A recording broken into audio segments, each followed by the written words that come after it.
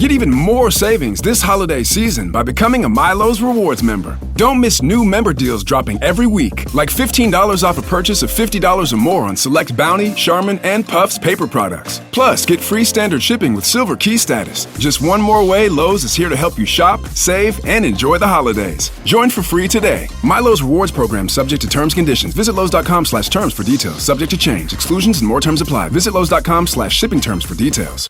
On February 11th, 1997, Pavement released a record that promised to brighten the corners of any room, as Bob Nastanovich put it in an interview leading up to the record. It didn't brighten the corners of my room because I was 22 and my head was heavy with a big decision that I needed to make. I was in undergraduate. I was doing a 4-year degree, but it looked like I was going to need a 5th year to complete that degree. And for some reason, even though I had just been elected president of the student council,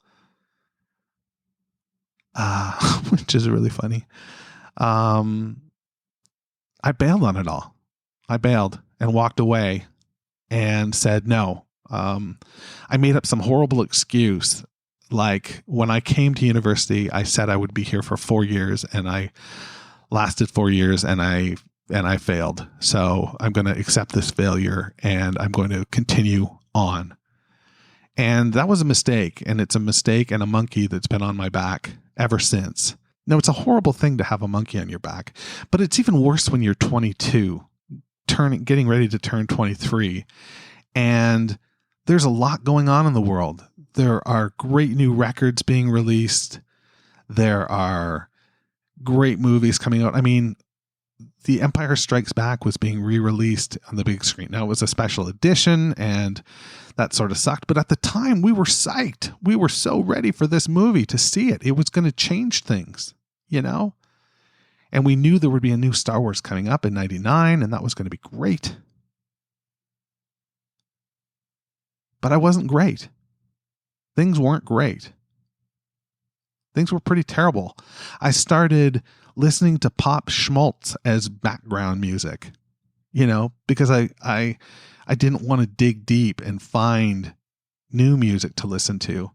So I just let it sort of fall into my ears. Now, Spice Girls are still a guilty pleasure, but at the time, what was I thinking? There was shit going on. In the mainstream, music sucked. But in between the cracks, there was some amazing stuff. And Stephen Malkmus, Mark Ibold, Steve West, Spiral Stairs, Bob Nastanovich were responsible for a number of tracks that would have changed my outlook had I found them at the time. I didn't find them at the time. It would be 4 more years before I listened to Brighten the Corners. And it quickly became my first favorite Pavement record. The band had recorded it the previous summer with Mitch Easter and Bryce Goggin, who you'll remember was responsible for the mix on both Crooked Rain and Wowie Zowie. And by this point, you know, the band probably had a good shorthand with him. He probably understood what they were doing and he could bring more to the table. And you can hear it in the record. It's like if Wowie Zowie was the explosive, creative tour de force triple record, then Brighten the Corners was a return to the songwriting style of Crooked Rain without the zeitgeist. So over the next several weeks, let's polish the spectacles, dust out the cobwebs, and shine a light to brighten the corners.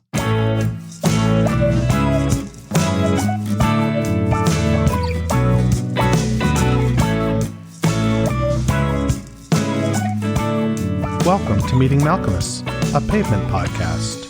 Hey, it's JD here, back for another week of combing through the work of seminal indie rock band Pavement with the hope that I can style my crazy hair that hasn't been cut since February. I think I'm just going to grow it out. I think I'm going to become a long hair again, like I was, back in the day. But I digress, because we're here to talk about Pavement, and specifically the record Brighten the Corners, and more specifically the song Stereo, which kicks off the record. But before we do that, I want to thank everybody who reached out, and we'll leave it at that. Thanks. I typically talk to our friend Bobby from Atlanta, and this episode is no exception. We talked to Bobby, who talks to several people, does some research on the record covers so that we can dig in as a whole. All the new record episodes begin with my sort of monologue off the top.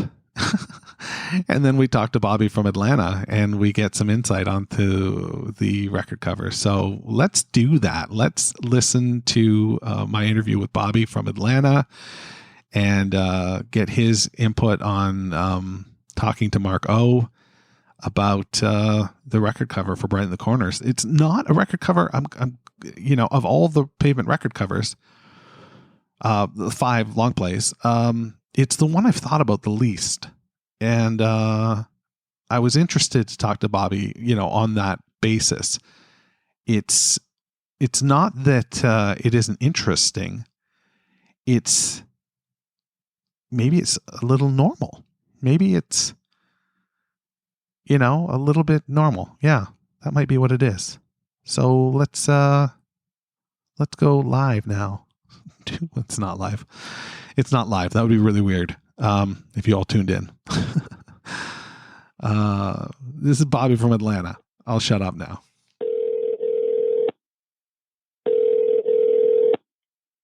JD. Bobby, how's it going? Good, man. I don't know How if this are is you? I don't know if this is too loud. Hold on, I'm just doing a bit of sound check here.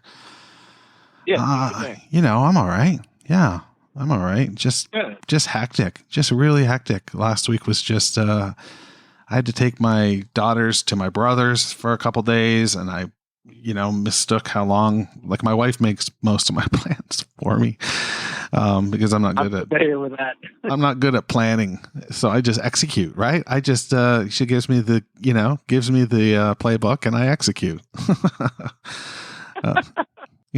So talk to me, because I'm genuinely excited for this one for some reason, because it's not an album cover that really stands out. You know what I mean? Like, the same way as the previous 3, it's a little bit more whatever. So, you talked to our friend again? Did Mark O. Got him on the line. I prompt him about a week or 2 in advance and say, Mark O, do your best recollection and sleuthing and remembering about what happened back in, what is this, 97. 97. Okay. Yeah. So it took him a minute. He said, gosh, let me think about this. And he's like, God, I don't really have a whole lot for you. And then he kind of, and then it kind of like, one thing leads to the next, and he's like, oh, but now that I think about it, he even told me about this book, or actually that wasn't the case, but so you can tell you got a little bit of cut and paste going on, as it seems to be Steven's want with these album covers, and that you can picture him with an X-Acto knife, listening to some vinyl records at home with an X-Acto knife, just kind of digging through a pile of magazines and books and looking for inspiration. And it seems like I'd be curious to know, and I don't know that, I'm not sure if Mark could tell us, but I'd be curious to know at what point in the recording process was he cutting and pasting ideas together for the album art. Oh, that would be cool to know. Sort of simultaneously, maybe. Or, I guess they put everything down in the studio, and then there's a good lull between that moment and the record release of probably, I don't know, a year back in those days. Yeah, between recording, so he's probably returning back to his house after freshly recording songs and thinking, what is the package going to look like, which is the mystery we're all trying to decode. So this one, he did a similar thing to Slanted, I guess, and I think all of the albums thus far, he sent a package to Mark O and to the studio, or to the record label, and just said, I've got some ideas and this is kind of what I'm thinking. And then I think Mark O kind of helps him steer the ship to the dock, so to speak. And so I think what Mark was saying was that the cover, which is, you've got orange and kind of blue eyeball pattern going on. Yeah. And then Mark referred to it as a dragon in the center. I've always seen it as a rattlesnake for some reason, because that's more like Southern America.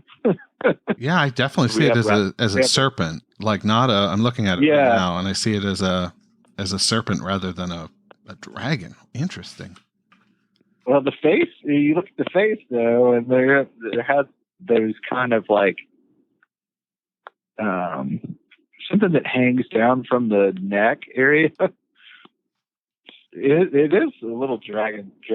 I can see that. Anyway, okay. Yeah. You never really look at these things and study them carefully until you do a podcast. I just always saw it as a snake. But anyway, all of these things, and I don't know exactly where the snake or dragon element comes from, but I do know where the lettering comes from. Okay. And as was the case with Slanted, it's been ripped off of old artwork from a bygone era. This book jacket is entirely orange that I'm looking at in front of me. And I wish we had a video, visual for people, but it's basically the orange color. The book jacket is called As I Look at Life. As I Look at Life. Yeah, and so wink, wink, there's eyeballs.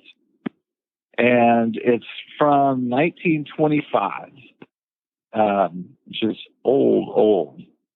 Gee. And so the whole book jacket's orange with these kind of black and blue eyeballs. And the pattern of the book jacket looks very much like what you see here. It's just flat orange background. And so As I Look at Life, I don't know if that was a prominent book in 1925, but it did make news as a cool book jacket design. Okay. So it ended up being featured in a book called Jackets Required, which is kind of a corny throwback term. I remember when if you went to a country club or a fine steakhouse, you would have a jackets required at the door, which is like laughable now. You never see that anymore. No, it made me think of Phil Collins right away as soon as you said it. I was just thinking no jacket required. No jacket required. Phil was casual, right? That's right. He's so casual. So jackets required was a survey of book cover design from 1920 to 1950, I think is what it says here. So it was filled with cool graphical book jackets. And as I look at life, this particular book was featured in that kind of anthology of design, book design. So I guess Stephen has good taste in his, graphic selections. So he obviously fascinating. That he would have even, been searching this out. We've talked about this before, but the fact that, it's not like he could jump on the internet and look this stuff up. Like he'd be going to the library or, a bookstore, an obscure bookstore to pick something like that up, Yep. I would think it would be a use. I mean, hopefully he's not creating any criminal activity by renting library books. Right. Fair enough. Surely not.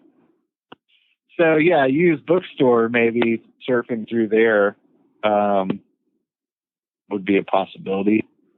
And then I think the Brighten the Corners in the bottom right corner was just written on a piece of white paper with black pen, And so that's Mark O's job, is to take that piece and figure out how to work it in. So I think Stephen wrote Brighten the Corners. Oh wow, okay. In black pen. In that sort of three-dimensional style? Yeah, the like kind of triangular, rectangular thing. I think he also wrote Pavement on Crooked Rain, and I think he also wrote with whiteout in his handwriting on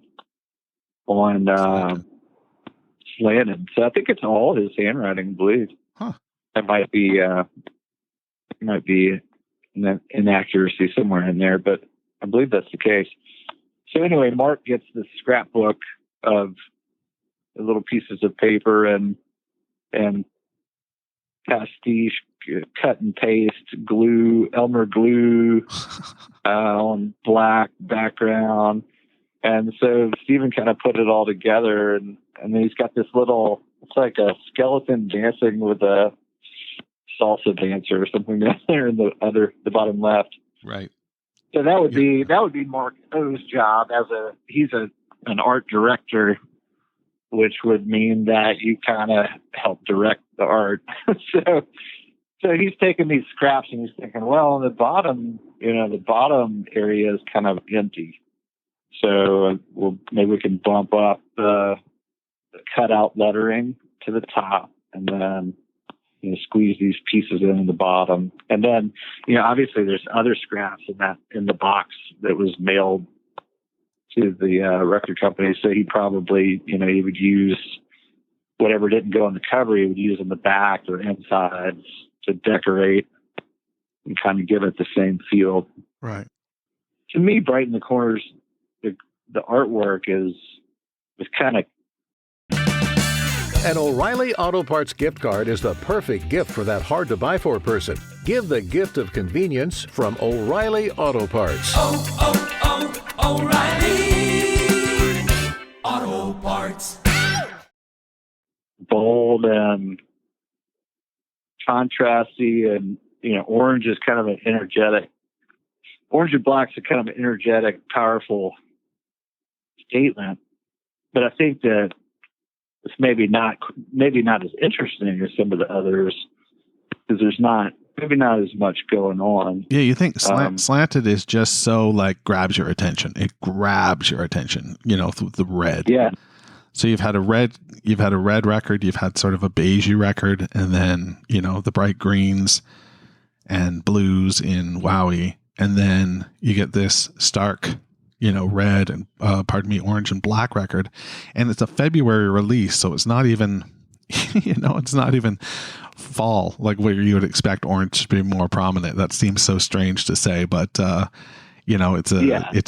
get you. Winter is sort of dark and bleak, and you've got this, nice bright orange to sort of pull you through. I doubt for a second any of that is considered, but it's interesting to think about nonetheless, in hindsight. But that's kind of the story of this one. 1925, cut and pasted, turns into 1997. I think that's a cool, it's a different eras, far gone past eras of design are kind of interesting because they stand out as being so different and kind of weird in the modern world. So I think it's also kind of like a, copyright infringement proof method. You can go back, if you could go back in time to where everyone that was living then is deceased, then you're kind of a little bit safer on rather than cutting up a Time magazine from last year, that sort of thing. So where does where does this album cover rate for you? Like, just as are you able to separate it from the music?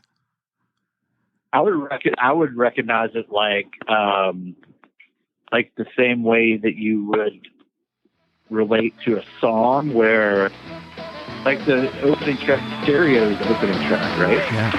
We're back. My next guests are here to perform a song from their new album, Brighten the Corners. And they'll be appearing this Sunday as a part of the big Tibetan Freedom Concert on Randall's Island right here in New York City. Please welcome Pavement. 1, 2, 3, 4.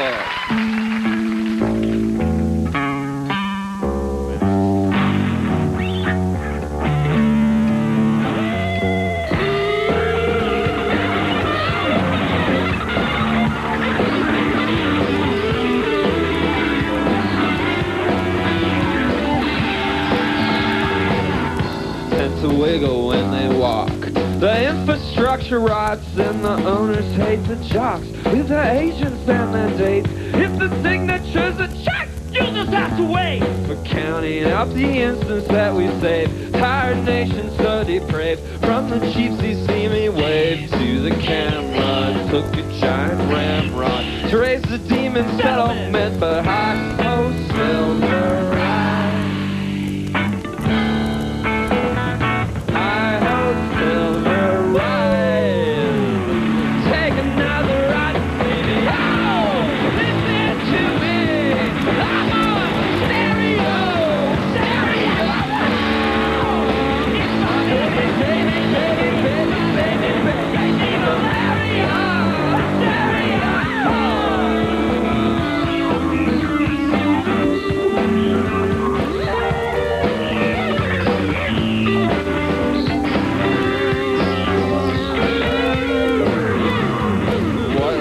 The voice of Geddy Lee, how did it get so high? I wonder if he speaks like an ordinary guy. I know him, and he does. You're my fact-checking cuz.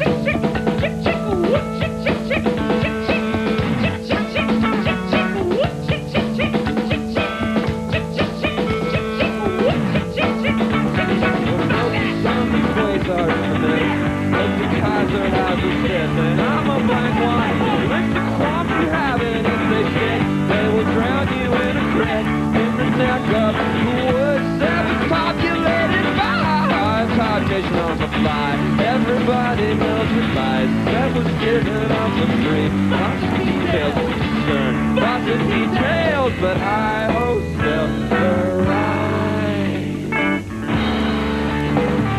I hope still. Take another run, Stevie. Oh, listen to me. I'm on the stereo. Baby, baby, baby, baby, baby.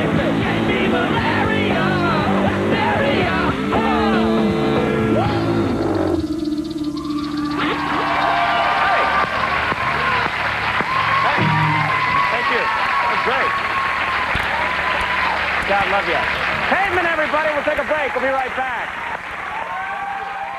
Yep. I think it's cool. It's not, it maybe not, maybe it isn't my favorite album cover artwork of theirs, but yeah, it's different. It stands out as being different from the others. So I think that's cool. You know, that it's got its own, and that album really has its own feel to it too. It's not, I don't know. It's just different to me in a way than some of the others. As far as like looking back on, it's so looking different. back on the time. Yeah, can't wait to dig into. They're all different. Yeah, certainly they're all different, but this one is different in a different way. It's it feels more refined. It feels more. You said the word shiny. It just feels more like a band record. I don't know. That goes against what Bob told me when I spoke with him. He said Wowie is the most, sort of band record there is. But there's just something about this record that seems, I don't want to say this in a derogatory way, but ordinary, like it doesn't feel as indie. It doesn't feel as, well, I don't know. We're going to get into it as we go through it, but, yeah. It's not my go-to Pavement album. I'll say that. But then once you start you start looking in the track listing and you're like, holy shit, this is a really good record. I mean, a lot of really badass songs are on there. All right, man. You be well. All right. And take good care.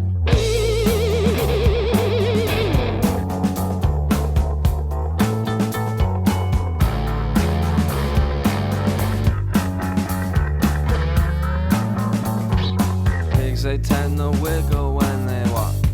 The infrastructure rots, and the owners hate the jocks with their agents and their dates. If the signatures are checked, You'll just have to wait. and we're counting up the instants that we save. Tired nation so depraved. From the cheap seats, see us wave to the camera. It took a giant ramrod to raise the demon settlement. But hi-ho, silver ride.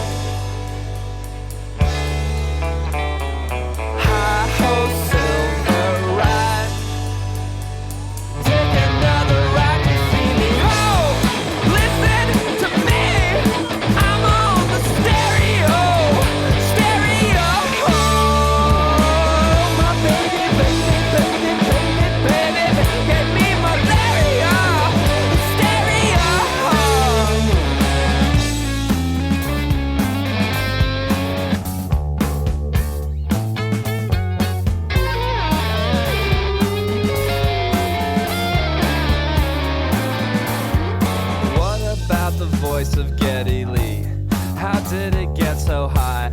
I wonder if he speaks like an ordinary guy. I know him, and he does.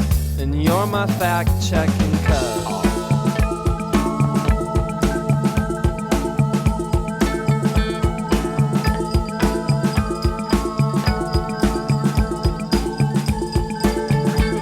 We'll focus on the quasar in the mist.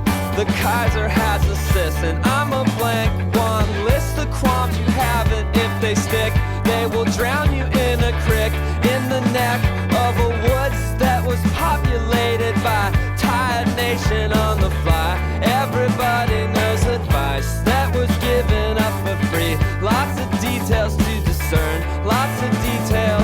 A hi-ho silver ride.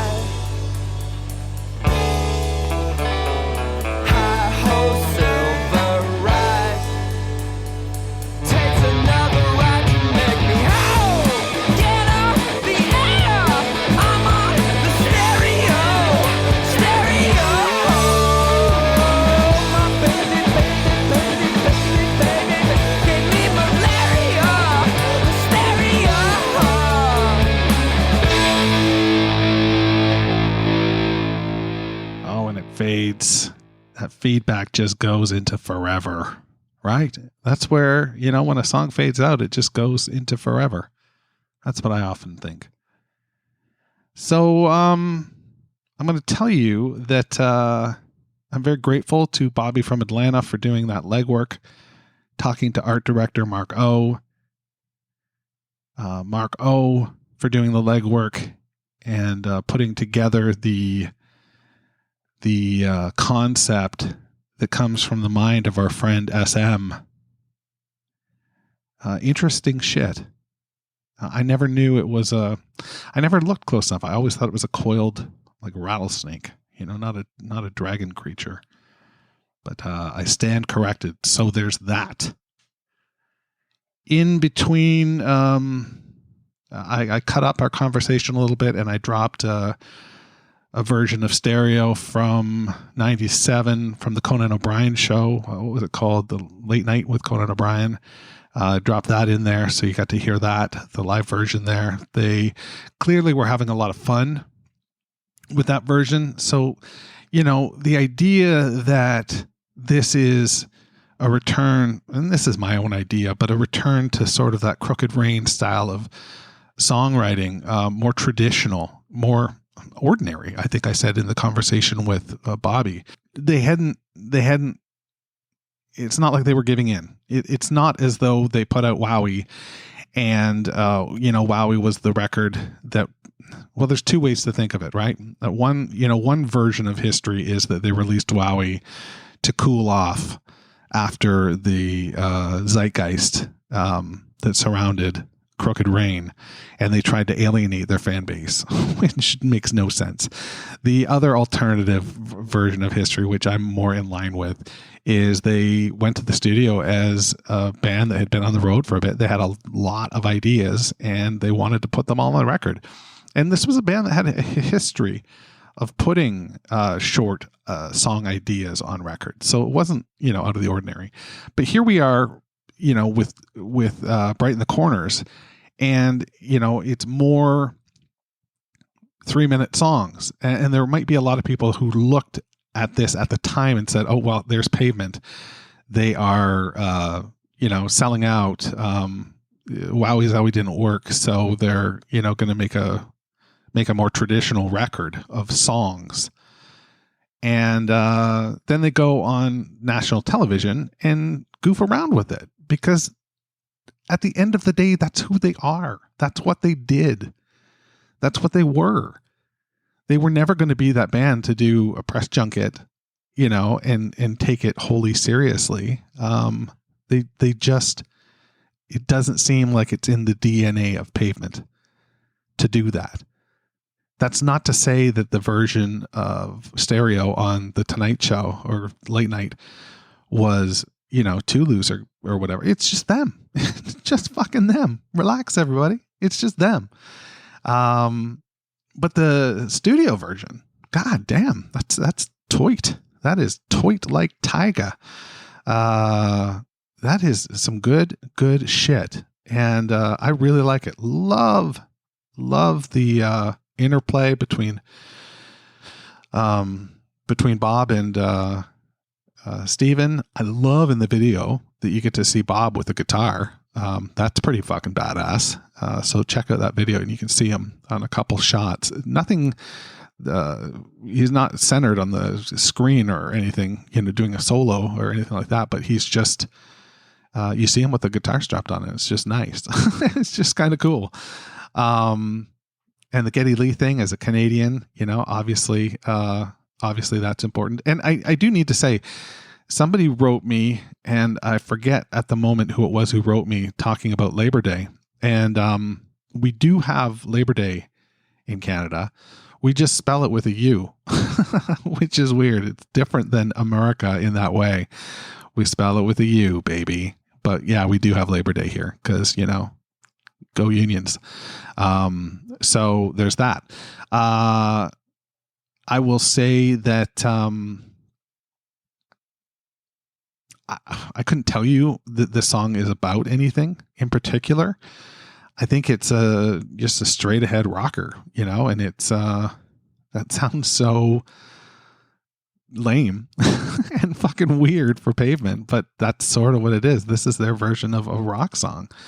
And it's really quite good, especially, again, considering what was going on in 97.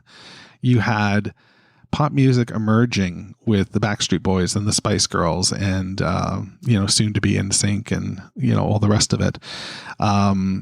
In the more guitar driven music, you had like Korn, and you had, like that ilk. I always disparage Korn, and, forgive me if you're a giant Korn fan.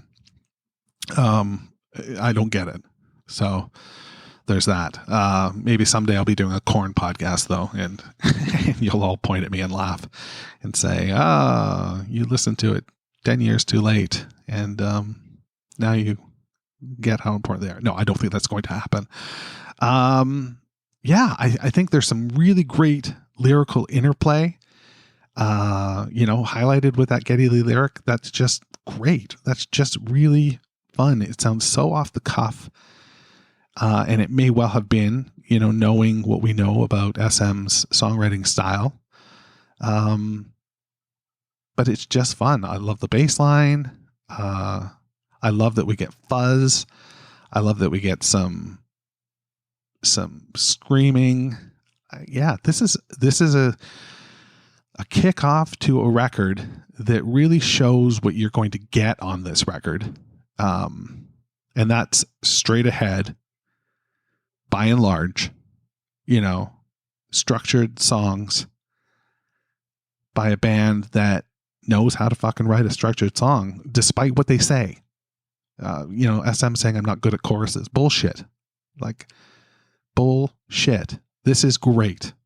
And can't wait to share the rest of this record with you. Anyway, that's what I got for you this week. And once again, thank you for the kind words on Twitter and email. Meant a lot. And sorry for flaking out there. Talk to you next week. Wash your hands. Be good. And stay on cool. See you next week. Meeting Malcolmus, a Pavement podcast, is a weekly affair. Connect with JD at jd@meetingmalcolmus.com. Please support the pod by rating, reviewing, or sponsoring us at meetingmalcolmus.com. And hey, I'm social. Follow me on Instagram, Twitter, or Facebook at Meeting Malcolmus.